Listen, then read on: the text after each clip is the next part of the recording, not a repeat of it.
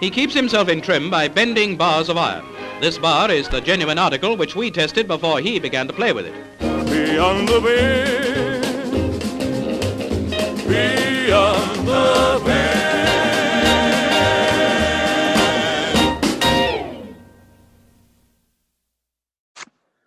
All right, Dave Nisbet, welcome to the show, man. Right on. Thanks for having me on. All right, so you're a very special guest because you're probably the first person to ever reach out to me and just say some kind words about the show. So that was awesome. You're also the winner of the most 60D nails bent in 1 minute at 10 nails, which is also awesome. And I want to know, who was the first person you saw bend some steel?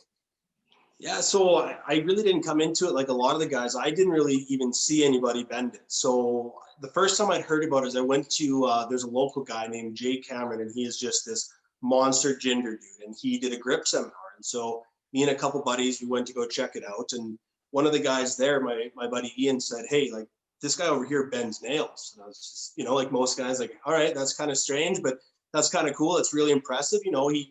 You see, when you go to those places at these gyms, a lot of real big, strong looking guys. And this guy was kind of pretty lean, and I was a little bit surprised by that. And so I didn't think anything of it. And then fast forward probably 4 years later and COVID hits. And so like a lot of people, I'm spending a lot of time in my house, in my garage, and there was just a big bucket of nails in my garage. I still have, there's a few hundred nails in there. I was like, oh, some guys bend nails. And so knowing nothing about the sport, I started bending nails. I have a little piece of leather and we bend it. And it's like, okay, so now I'm bending nails. That's kind of cool. And then I reached out to my buddy that told me about the other guy. And then I went, he's like, no, you got to get, those aren't what you're supposed to do. You got to get an Ironman bag. And so like most guys, the Ironman bag came in, and that was kind of my first start into it. And then I reached out onto Instagram to Jaden Magensky, like a lot of guys do, and actually started learning the sport a little bit from there. And then I think I just searched on Castbox, the podcast app that I was looking to use at the time. And that's how I came across you and your show. And so I didn't really ever see anybody for the longest time. And I was just kind of trying to figure it out on my own and from what I could get from guys over Instagram. So it's kind of a different start than a lot of guys. I never got to actually see anybody do it and kind of have my mind blown, but just came into it that way. Wow, that's cool, man. Yeah. So you did the exact same thing I did, except when I went to search for the podcast, there wasn't any. So yeah.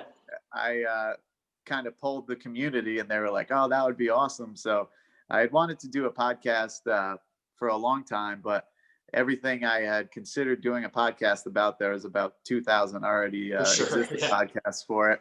So this was a real perfect situation, getting into something that I really feel passionate about, that also is niche enough where there hasn't been a podcast yet for it. It's super niche. It's one of the few things that you can find a tutorial on almost anything on YouTube. You can find a dozen tutorials, but you try and look for some bending specific stuff and you're not finding that on YouTube, right? You got to get it through the grip board or something like that, right? Like it's a very niche sport still. And so that's part of what kind of makes it so fun. Yeah. And even the stuff that's on YouTube, I'm discovering stuff now because I know who the players are and stuff. Sure. I could not find any of that when I was just looking for nail bending, or whatever. Yeah. There is a lot on YouTube, but you wouldn't just find it if you're just searching as a complete amateur, Exactly. And that was me, man. And that's why Instagram has been so helpful in your podcast, because it's, it kind of takes a total noob, which I was, and at least pushes you in the right direction, right? So it was pretty cool in that way. Yeah. So yeah, it's been fun. Awesome. Yeah. So back 4 years ago, when you saw the guy at the grip seminar, did he bend a nail, or you just heard that he bent nails? No, that was it. So I just heard, so just my friend Ian had just said, hey, like, I know this guy. Actually, I think he bought a piece of his artwork. He did scrolling and stuff, and he just mentioned, he's like, oh, this guy bends nails, and that was it. So I just went in the back of my mind and went, okay, so there's some dudes out there bending metal. That sounds kind of neat. And he just got filed away until COVID hit. And then I was looking for some more ways to work my grip, because I need to work on that for strongman competitions. It's a weakness that I have, and it's definitely helped with that. So it's been a big part of that. It's really helped. That's real cool.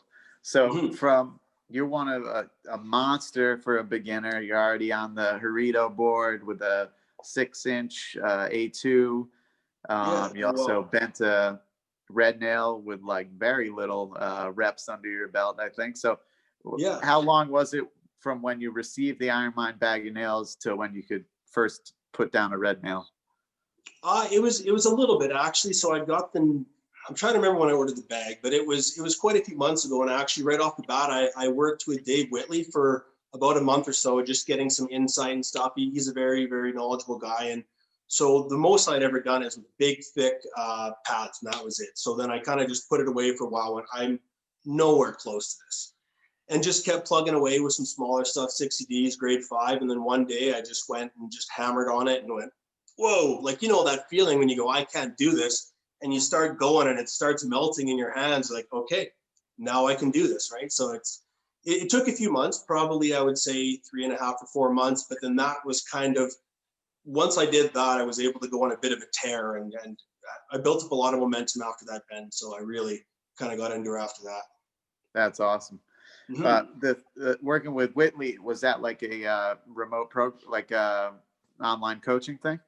Yeah, it was. So with him, I did a little different than some other guys have with him, from my understanding. I just looked him up and reached out, and we figured something out. And yeah, so he very knowledgeable guy. We just would go back and forth on email a little bit here and there. So I know he's very, very hands-on with some clients, and I think he offers a really good product to a lot of people out there. I think a lot of people learn a lot from him. So he'd be a really interesting guy, I think, for you to have on the show.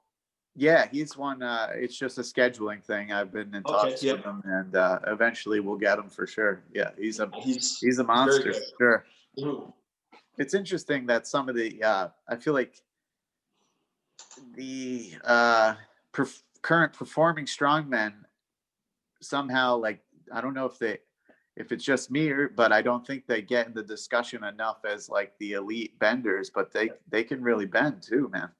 Yeah, it seems to be that way. And like I as the newbie here, I don't really know too many of the big performing strongman names. Just my experience for the most part has been guys that I've learned through your show, right? And so a lot of these performing guys, I don't even know of them, right? I'm sure a lot of guys do, but I'm not familiar with the name. And it'd be neat to see what they can do, because I know there's some monsters out there. Oh yeah, no doubt. So take me through your obviously a pretty athletic guy. So did you grow up playing sports, and what was your athletic experience before you got into bending? Yeah, I've had a long life of sports, nothing too crazy high level, but I was born into a family of freak athletes. My parents are in their 60s still and doing Ironman. So I don't know if you know what an Ironman triathlon is. Oh Yeah. So for those people out there that don't know, it's a 4-kilometer swim, 180-kilometer bike, and then a full marathon at the end. And between both of my parents, they've done like 24 or something Ironman. So I was fortunate to have a lot of opportunity growing up to get involved in sports. Like I'm 35 now. I've been playing hockey since I was 5 years old, and then started wrestling when I was younger and did that for a few years, and rugby and football and kickboxing. And then I started getting a lot more into the weights in my early 20s, and that's kind of what led me to where I am now. So yeah, I've been fortunate to have a long life of sports. So yeah, it's been fun. This came a little more naturally to me, maybe, I would think, just because of my background. But it's hard to say. Yeah. Right on. And you're a current competing strongman with a meet coming up on the November 7th, right? Yeah, that's right. Yeah, so I'm just in the peak right now for another strongman competition. I've been doing strongman for just a little over a year, so I'm really new to that community as well, and just fall in love with that sport. And I the powerlifting background before that, I did some competitions over a period of years there. Then had a little shoulder injury and had to back off of that sport, and then kind of was in limbo for a bit, just lifting lots. And then a friend of mine from work, he said, you know, I run a strongman competition and you should come check it out. So me and my buddy Rory, who I did powerlifting with, he was kind of done with that sport too. And we both kind of hit strongman head on, and been doing that ever since. So it's a really, really neat sport. I really like that one. There's a lot of various aspects. Like, you know, there's a lot of guys that can lift a ton of weight just by being efficient in their movement, but a lot of that gets weeded out in strongman. A lot of it is just you got to be really strong in a lot of very different ways. And I think that's maybe why I became so interested in bending. Is just it's the same kind of idea, right? Like there's no room for weaknesses. You got to be strong. You know, like I've heard you talk about, a lot of guys refer to like farmer strength, right? Or that old man toughness. Like you got to have that. You can't just waltz through this kind of sport. So yeah. It's been really interesting. I love that, man. yeah, that's really, as soon as I got into bending, like, and not only personally doing it, but just seeing the guys out there at the top level. I mean, Yeah. and along with all the grip stuff, I mean, if you can pinch 245s, you're a strong bastard. Like, Yeah, you try. you know, It's ridiculous being able to do that. like, and just Yeah. the feats these guys are doing blew my mind. And it's like something, I don't know why it like rocked my whole psyche as much as it did. Like, because, you know, I'd seen people, you know, squat a ton of weight and deadlift a ton of weight or whatever, but there's just something like, maybe just because I could attempt to go do that. You know, I can go grab 245s and realize I can't do that, you know, like without injury. And For maybe sure. maybe there's some aspect to that, because it's like you can safely attempt these things these guys are doing, because it's essentially just picking something up off the ground, using your grip. But man, I was just like, phew, there's like a whole nother level of like maniacs out here, you know? Oh, it's crazy. Yeah, the whole grip community itself is just so impressive. Like I've always been interested in grip, but you can see I have really stumpy little fingers, and so the grip world was not something I ever thought I had a chance in, just because I can't grab around stuff very well. But seeing what some of these guys can do is just astounding. Like, you know, I coming from powerlifting, I've seen some guys do some real big deadlifts, real big squats, big benches, and of course that's impressive. But just seeing the way that some guys can lift weight, just the way these little pinch grips, or a lot of the feats that they're doing is just very, very interesting. And it's really, really humbling to see how powerful these guys are. And it's gives you a whole new world of goals. So yeah, it's really cool. It's a really cool little niche. Yeah. Former guest Adam Glass's 45-pound plate curl comes to mind from this week, which it's crazy. Completely insane. I mean, yeah. Again, you know, just to see what that would feel like, I went over and grabbed a 45 and just like I knew it was impressive, but it was that much more impressive when I had the weight in my hand. Yeah, you know, it's crazy. I know. Yeah. It's amazing. He's a very strong dude for sure. So what's a normal week of training looking like for you these days? Are you peaking for your strongman? And yeah. So right now I'm just like it's a 3-meet static lift strongman competition. So it's a little different than a lot of them. A lot of the ones you see on World's Strongest Man or the Arnold Classic, there's a lot more, and they tend to be more more movement based one. However many reps you can hit in 60 seconds or anything like that. But this one is called a static competition. So it's similar to powerlifting, where you get 3 attempts to lift the biggest weight you can of whatever implement that you're using. And so it's a different type of training now. It's a lot more, I don't want to say similar to powerlifting, but it's just structured a bit more in that way. So I'm training probably about 4 times a week. I wish I had a little more time, but it's tough for family, so getting it in when I can. But usually I'm probably about 8 hours to 10 hours a week where I'm training or rehabbing. It's broken down, the days are broken down by the lifts. Generally, I train probably pretty similar to that, but it's a lot broader range of lifts or exercises that I'm doing. So it's just basically a little more specific these days. But yeah, looking forward to the competition for sure. It should be fun. And what 3 events is it again? So it's a weird one. So it's an axle deadlift from the floor, which is a lot. The axle deadlift is another humbling implement. It's very tricky because there's no flex to the bar. Most guys that have deadlifted, once you get, depending on the bar, when you get to about 400 or 500 pounds, you start to get a bow in that bar, and that makes it a little bit easier because you have more slack off the ground. And you're actually further off the ground when you start to actually pull that weight, but there's no movement on an axle bar. Plus, it's a little bit thicker as well, and so that your center of gravity is thrown off a little bit. You have to pull back a lot more to keep it over your center line. So it's a very tricky lift. So there's the axle deadlift. There's something called the block press.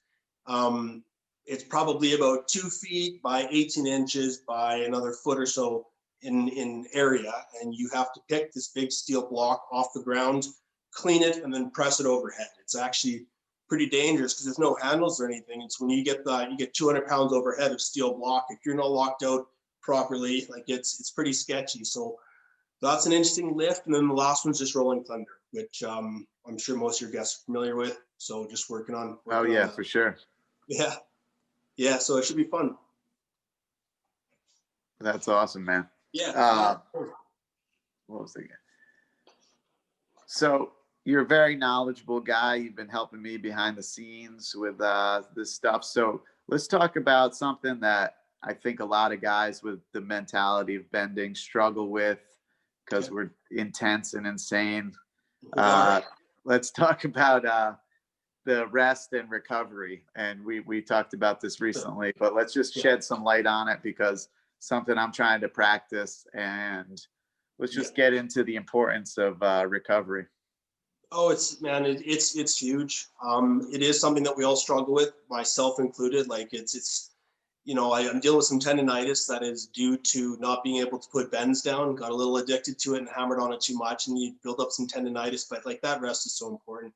Nutrition and rest is often underlooked. You can't out-train a bad diet, and there's no point in doing any of it if you're not sleeping properly and you're not recovering. Obviously, there are a lot of different ways to train. So, I mean, you can hit, like I know Bud was talking about being able to train almost every day if you're training different facets, and that's for sure, especially for a guy like him. He's an absolute monster, but most of us that aren't absolute monsters like Bud, we need to be able to rest. We need to be able to recover. If our muscles are fatigued, there's no point in just keep hammering on them because you're not going to get the progress you could, and you're risking injury. And it's just, it took me a long time to figure this out. Not that I figured it out on my own, but I've done a lot of reading. I've been fortunate to work with some very experienced coaches, and that's what everyone seems to come back to is you gotta be rested, you gotta be recovered, and you gotta fuel your body with proper nutrients to be able to recover as well.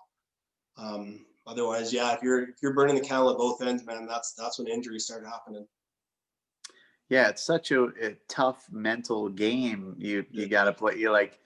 I think, if you're whatever crazy enough to get into steel bending, you have a certain level of intensity about you, and you sort of believe that like maybe you're tougher than your body can withstand or something, and then you're left with being out of bending for a couple days or weeks or whatever. And it's just such an important thing to keep in mind. And if I was talking to somebody new, I would definitely stress the rest, because you feel some steel move in your hands. That's a good feeling, man. And then if you overdo it, you're going to just be out longer, Oh, absolutely. That's kind of where I'm sitting too. I've had to back off bending quite a bit now to prep for this competition, just because my forearms can't handle the bending and the rolling thunder training. So I would definitely give that advice. Listen to your body, but actually listen to it, because it's very easy to say, I shouldn't train today, but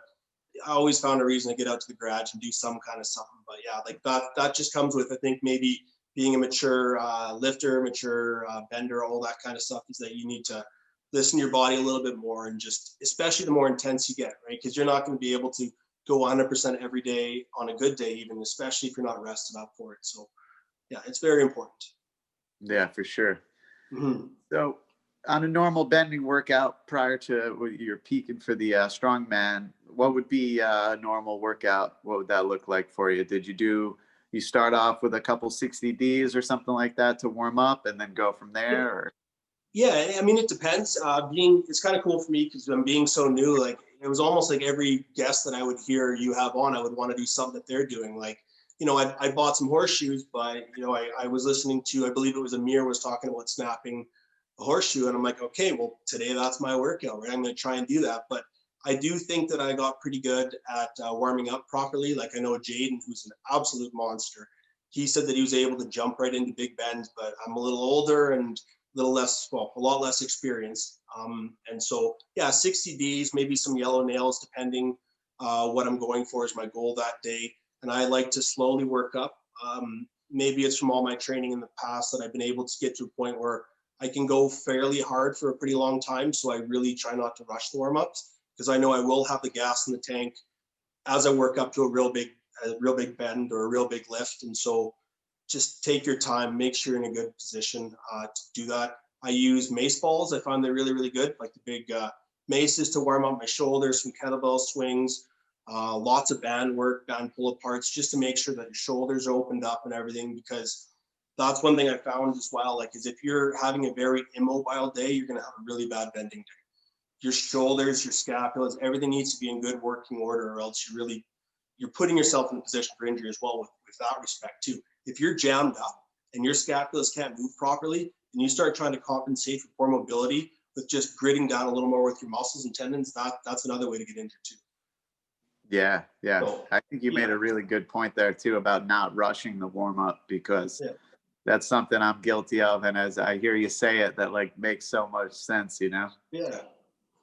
It's I don't know, it's a big part of any athletic stuff, especially this, because bending's really cool, because if you start feeling something not going well, you can always back off of it. You're not in a terrible position like if you were to have 500 pounds in your back for a squat or something like that. But still, it's very easy, because if you just lean into something too hard, you can easily tear something, right? Like you gotta be careful for sure. Yeah, absolutely. Yeah. So let's talk about motivation, because that obviously it takes, as I've said, a certain level of intensity to even grab a steel bar and try to bend it. But just take me into, let's talk about your motivation for the strongman stuff and powerlifting, and let's break it down for me. Motivate, yeah. So I've always enjoyed lifting weights. When I was young, motivation was to try and get big and strong. Like you see dudes in movies, right? You see enough Arnold stuff growing up, you want to put in muscle like him. So I started lifting weights at a young age, just motivated maybe to get some more muscle on me. I was always a really, really small guy, which was very beneficial. I guess it was beneficial. I found wrestling, because there's a weight category for everyone, right? So being a small guy, I wanted to get stronger in my weight category. I wanted to get stronger being able to wrestle up against guys. And so I started lifting weights younger. My brothers both enjoyed a little bit of weightlifting, especially my one brother. They were absolute monster wrestlers too, actually, both better than I was. And so we got to work out a bit growing up, which is kind of cool. And then as I got older, I decided I wanted to get in the fire department, which is where I'm working now. And so my motivation changed, was I need to get real strong to get on that job, because where I am, we're fortunate to have a world-class fire department. And so there's a lot of people to compete against just to get that job. It's a year-long process. So my motivation and focus was for that, to be as strong as I could, because you got to beat everyone else to get that job. You don't just got to hit a certain level and you're on. You got to beat everyone else. So I was motivated for that. And then as I got on the fire department, I wanted to get stronger for my job. We go into some pretty hairy situations, and having that confidence to know that you are physically fit, but also quite strong, is very helpful. It really drops your anxiety if you know you're going into a big event of sorts. So that was a lot of my motivation. And that's what kind of led me into powerlifting a bit. Is, all right, so deadlift is a good movement. I know that's supposed to work my whole body. And so I started learning how to deadlift, and then I go, okay, so there's a sport involved in this. And it just kind of went from there, man. And now my motivation is to just still continue to be as strong as I can, but in more different ways, which is why I've enjoyed strongman, and especially bending. Like it's been really neat to find kind of strength is crazy that some of these guys have bending. So it's been humbling, and I just motivated to try and keep doing that. I just want to get stronger and stay healthy for as long as I can. Yeah, man. I agree for sure. That's awesome. And yeah, it is. It's fun. It's a fun way to live your life, man. It's good to have goals. And I don't know how you feel, but like, I guess having goals is a big thing too. I find it very hard to just spin the tires, right? And so that's why I guess I started competing in strength sports. Is you set a goal and you go for it, right? Now, whether it's to hit your first 500, 600 pound deadlift, whether it's to compete in a competition, whether it's to bend your first red nail or whatever it is, right? There's so many options we have at our hands. And so set a goal and just work hard for it. And it feels pretty good to hit it. Yeah, absolutely. And my wife said, like, you're only happy if you're like beating something or something one day, and it's just like, I don't know. And I feel like that accumulated with age too. Like I as a kid, to be honest, I wasn't all that competitive. Like it's like for me, I grew up skateboarding and stuff like that.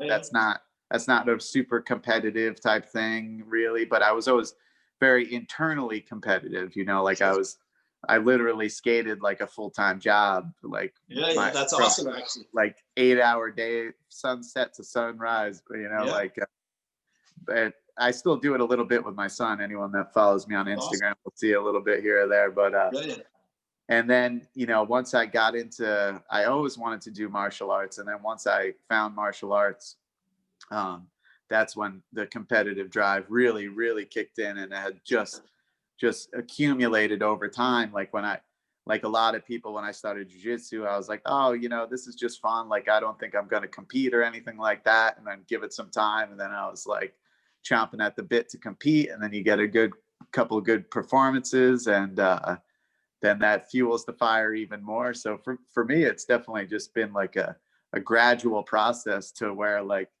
now I love it so much, like, and it's, I just am constantly just want, you know what? Joe Rogan had a good quote about constantly conquering his inner bitch or something like that. Yeah, I love that quote, man. That's good. I love that quote. It's like, that's what it comes down to is like, am I as hard as I think I am, like, and it's like just trying to push. That's it. Yeah, I think he says something else along the lines of he trains and imagine he wants to be the hardest motherfucker to kill. I believe is one of his quotes. He says, "Yeah, no, he's got a good mindset. He's good that way." Yeah, but the competition's fun, man. Like I there's a lot of people that they just want to get into the gym and get stronger, and that's really cool. And like all the power to them. I think everyone should. But yeah, it's just if you find something you're passionate about, it's just really kind of fun to test your mettle against similar-minded people in that way, And some people you'll do well and you'll feel good to beat them, and then other people are going to humble you and smoke you, and that's part of it too. Like it's important to be super humble, especially in all these sports, because there's always somebody bigger and badder and tougher than you. So take all those things as lessons, right? Look what someone else can do, and instead of being sad that you can't do it, go, all right, so that's a good goal right there. What does this guy do to make him better than me, and learn from it, right? Like there's so much knowledge and so many strong and powerful people out there. Try and learn from them. Yeah, definitely. In the end, it really is just a competition with yourself. And it is. That's the only true thing that will bring you any sort of happiness, is comparing yourself to yourself yesterday, or however people say it. But the other thing I like too is like, there are, David Horn does his grappling, or does his steel bending and breaking competitions and stuff. But I feel like even though everybody is very, there's a lot of camaraderie within bending, and everybody's cool, I think there's an inherent competition among everybody to just go bigger and shorter, and just always like if someone does, like whatever, like a red nail at 5.5 inches, I know a few days later, potentially, or a week later, someone's going to cut it to 5 inches, and then I just like that the culture is always progressing in a sort of like a friendly, competitive way, Totally. Yeah, it's really neat that way for sure. Yeah, that's what I think was kind of interesting about the Horito certs, is that, one guy hit an A2 and he goes, okay, the next guy goes, well, I'm going to hit it a little bit shorter and get a cert for that. So exactly what you were saying, it's kind of neat. Like it's a respectful one-upmanship, I suppose, in that way, while at the same time being a very, very supportive community. Yeah, exactly. Yeah, so nice people. Oh, sorry, go ahead, man. Interrupt. Okay. You did the Horito at 6 inches, right? Yeah. Iron Mine pads. I know the Horito pads. Horito pads. Yeah. Yeah, nice. They're awesome. I really like those. Yep. Yeah. So that's a big, really, really good band. Did you take me through the Horito bolts? Did you work up from the 4.8 and do the 8.4 and all that? Nice. Yeah, I did. Yeah, just they came in one evening, and I was like, yeah, okay, I'm gonna wait a couple days. I think I trained that day and said I'll give it a couple days to rest up. And then they came in and I looked at them and went, not a chance. No, I got to get on these. So yeah, I think I did them in the progression, and I hit it, and then I just chopped it down and hit that. And then I was like, okay, let's give the bigger, I believe it's the 8.8 comes after, and just didn't budge it, man. Like that's I didn't realize the giant step up at that point. When okay, that's a goal for many months from now, because that thing I couldn't even touch it. Very, very so props to you. I believe you brace bent that one just recently. Is that right? Yeah. So that's amazing, man. I cut it to 5 inches, inspired by Don, and wow, braced that thing. And the way it's been working for me recently is like I go to bed, and then like some perspective bend pops into my head, and then I have trouble sleeping, because I just like I've committed myself to this thing that I want to do, and depending on how beat up I am, it's like I got to wait a couple days to attempt it. But I definitely lost sleep over that one. And yeah, thanks for bringing that one up. But That's awesome, man. You've come a long way recently, man. It's crazy. Your brace bending is really taken off. It's kudos to you, man. That's awesome. Yeah, that's it. I put a post the other day, and I hope people saw it and take it into consideration. And as and Don mentioned this on the episode too, and Adam too, is this sport is so cool because yeah, we can double over and get on the red nail roster, and that's awesome. But to stay healthy and stay tendonitis free and injury free and everything like that, you really should, instead of just hammering in this one direction, do some double under, do some reverse, do some brace bend a horseshoe, bend a long bar, bend a mid bar, do some snapping like that. There's enough to like keep interested in this. And I've been just doing my best to try to do a little bit of everything. It's just kept me so interested. And ultimately with the exception of some skin issues, injury free, thankfully. Yeah, that's awesome. Well, that's good. Yeah, there's so many facets to this little niche, and it's a lot of fun to learn them, and it's humbling too, right? Like I got reasonable at double overhand fairly quickly, and I still think that's my favorite. But then you start branching on the other ways and just hitting the reset button, right? Like and so I've taken a heart what those guys said as well, and Don is just so knowledgeable and such a nice guy too, and so when guys like that say that, you got to listen to them. They know what they're talking about. Because tendonitis is not super fun. You want to dodge that at all costs. It really slams the brakes on training. So, keep healthy for sure.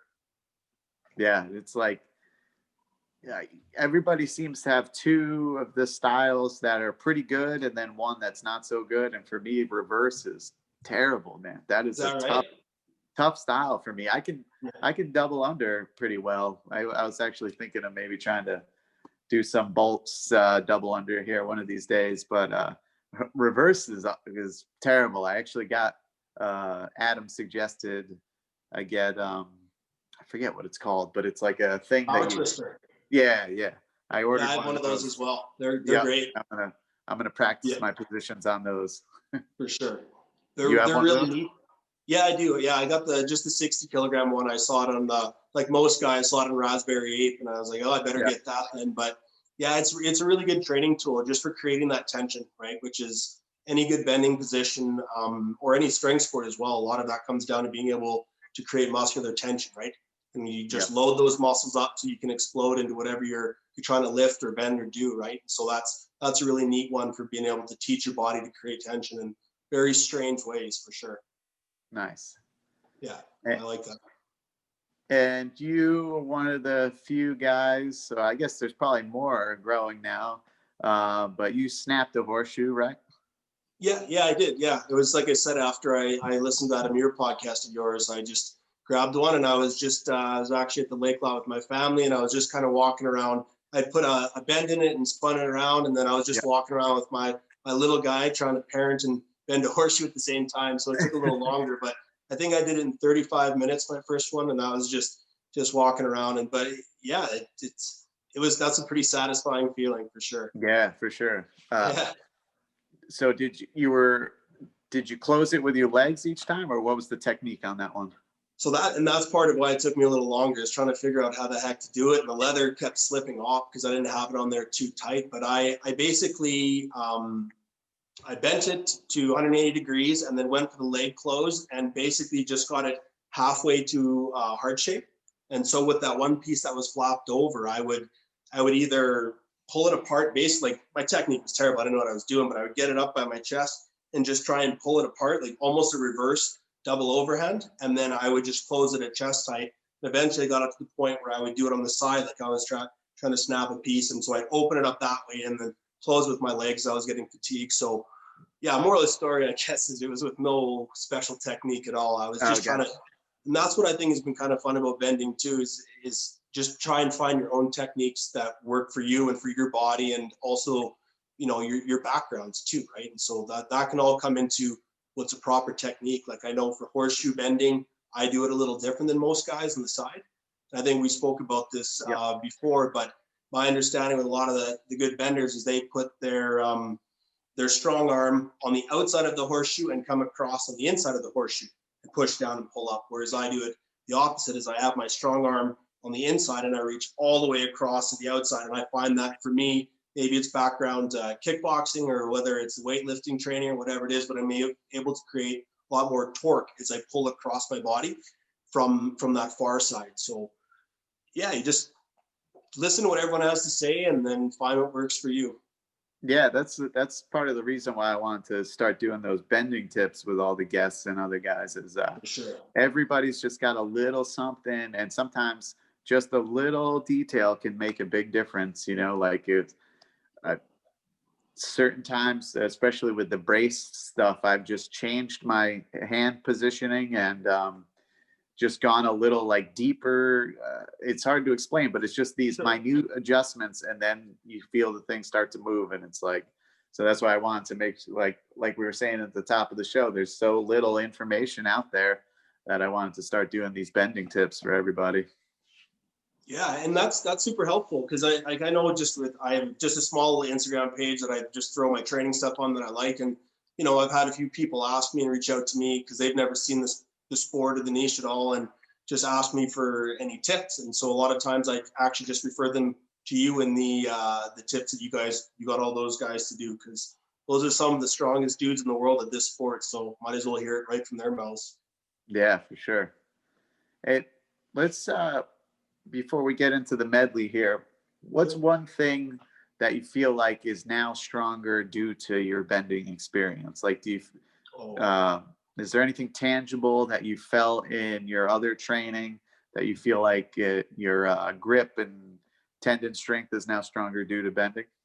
Right off the bat, my crush strength, for whatever reason, jumped up through the roof. I had been working on a Captain of Crush 2.5. I'd ordered the 2 and could close that no problem, or the 2.5, and I was not able to get it within, let's say, an inch, and that was it. So I had actually put that down for months and months. And then I started bending my little, just the little nails, like I was saying at the beginning of the show, with no idea what I was doing, just from bending little tiny nails. I think it was within 1 week, I was able to close the 2.5 and hold it closed for a few seconds. So I couldn't believe it, man. Like I don't know what the heck it did to me. I don't know whether that's not enough time to toughen up tendons or anything, but maybe just unlocked another gear in my hands. I really don't know. My forearms have also grown a significant amount from it quite quickly. So my grip has definitely gone up. And again, central nervous training as well. The central nervous system I found has helped. Like, I don't know, when you're doing big lifts, like big deadlifts or big squats or big, anything real big overhead, it's quite taxing on your central nervous system as well as your whole body. But what is neat about bending is because although you can go really, really hard at it, I found that it is less taxing on the whole body, less taxing way on the whole body to be able to build up that central nervous system as well. So I found that it's helped with that for me anyways. I don't know if other guys have had the same experience, but I found it helpful for that. Nice. Yeah. All right. So we reached the medley. So rapid fire series of questions, starting with favorite thing to bend. I really am starting to enjoy the horseshoes a lot. That's fun. I'm very low level at that, but that is really satisfying. And I bent my first 6-inch crescent wrench about a month or so ago, and that also is really kind of satisfying. So those odd bends I find are quite rewarding. Yeah, I like it a lot. Definitely. Hardest thing to bend for you? Hardest thing or hardest style? Sorry. Hardest thing, material. That's a good question. As a newbie, it's all pretty hard. Yeah. You know what? I would think the longer bars so far are the hardest thing for me. Yeah. I tried I think it was a 5/8 at 36 inches, and I melted that over me. And then I tried to do a 30-inch, and I didn't have it, man. Like, I didn't have the toughness in my legs. Like, it was just so painful trying to get that. So I would say that the long bars, I'll go with that. Long bars are probably the hardest thing for me right now. Yeah. Strongest bending style for you? Double overhand for sure. Yeah. Something outside of bending, strength training, and just training in general that you enjoy? Well, I have a young family, so I just like spending time with them. I like doing a lot of stuff outdoors, whether it's camping or hunting. And I do a lot of photography as well. I'm a photographer, so I like getting out and taking shots, and yeah. Nice. All right. So what's the one bend that's got away so far? That'd be the Horito A2 cut down to 5.5. Nice. Yeah, I got it going. I didn't have any experience with that short length, and so I worked up that day with cutting down 60 Ds with grade 5, and they all went. And then I got it real close, but I think I just had it to like 2.5 inches. So I guess not that close. I would have liked it closer, but it was amazing when I thought I had it, and in my head I had it, and then I went for the crush, and I crushed and crushed and crushed, and it just wouldn't budge. So yeah, it exposed a weak spot that I can work on. That's the bonus. But yeah, I feel like that one got away because in my head I thought I had it. Yeah, those crushes on the shorter pieces are intense. It's great. Like they kink and go like the longer bars, but man, when they get down to crush, it's brutal. It was very humbling for sure. All right. Who's the strongest person you know? Ooh, that's a tough one. Depends what you define as who I know. Like I've worked remote coaching with some very strong guys like Mark Haydock. My current coach is an absolute monster. I don't know him personally, just through coaching. If you want to talk local guys, it would probably be either that one grip guy, Jay Cameron I was talking about. He's a beast of a strong man, or another local guy named Ryan Jobs. He's a beast of a strong man. So I'm fortunate to I met a lot of strong dudes. Nice. Best piece of advice you were ever given? To do with lifting or just in general?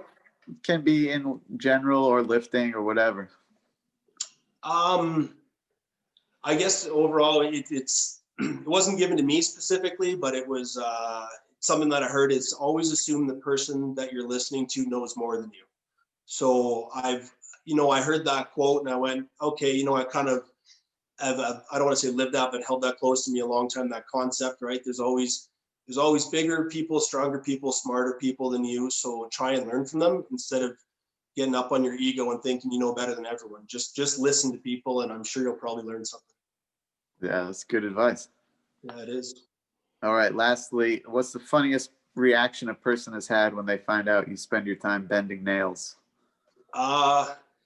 It was my buddy Rory. He, I mentioned him earlier, but we've done all sorts of strength training together. We got in the fire department together, and we did powerlifting together. We started strongman together, and he was over because I have a garage gym which I'm sitting in now, and he came over to train with me because COVID had everything shut down. And I'd said, hey man, so like my grips come a long way. I started bending nails, and it wasn't so much like the words he said after. I found his tone was just, you're bending nails, like just in disbelief. Like, what are you talking about, man? Like he just couldn't get on board with it. Hey, and so came over another time and I told him about it again a bit, and now he's hooked. He loves it. But nice. It's just the total disbelief. Like, what are you doing that for?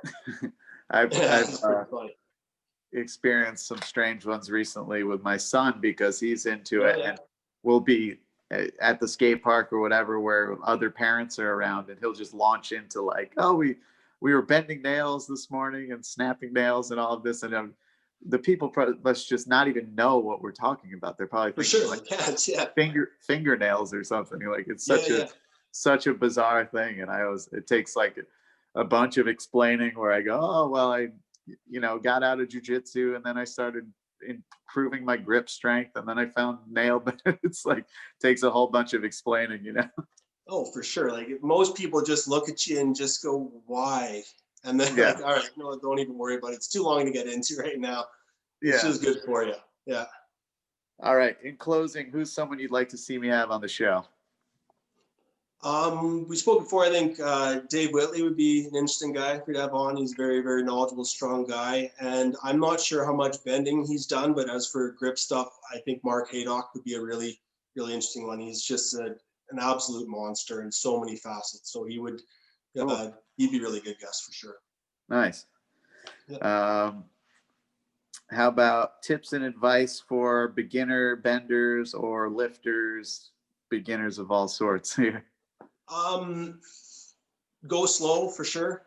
Do your rehab. Like I have just a metal Graston tool. It's like a metal scraper that you can get off Amazon for $20, or, you know, if you want to spend a little more, massage gun. So take that, take your rehab and your rest seriously. And if you're going to set a goal, find someone who knows how to help get you there.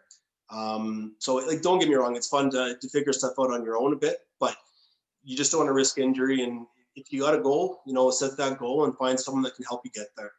I think is a big thing. There's, as I've said a couple times, I think there's so much knowledge out there. Social media has brought everyone closer. Just reach out and ask someone, right? Like ask for some insight or some help or some direction. Don't be afraid to talk to people and learn from them.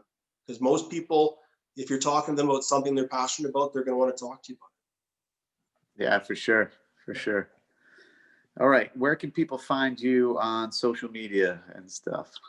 Just basically do Instagram, caveman.daveman, I believe it is. And that's about it. Yeah. Got a personal page, but I would say just go to that one there. That's just, I put some bending stuff up there and some weightlifting stuff, and that'd be the best spot for sure. Nice. Lastly, any events, brands, or gear you want to shout out? Yeah, I got that one event coming up. It's called Shell Shock. It's run by a local company called Nisbet. It's a real cool company. I'd like to give my coach a shout out, Antoine, with the Beast Club. They're really cool people that run that. Yeah, probably call it there. But yeah, that's about it, man. Awesome. Anything else you want to say in closing?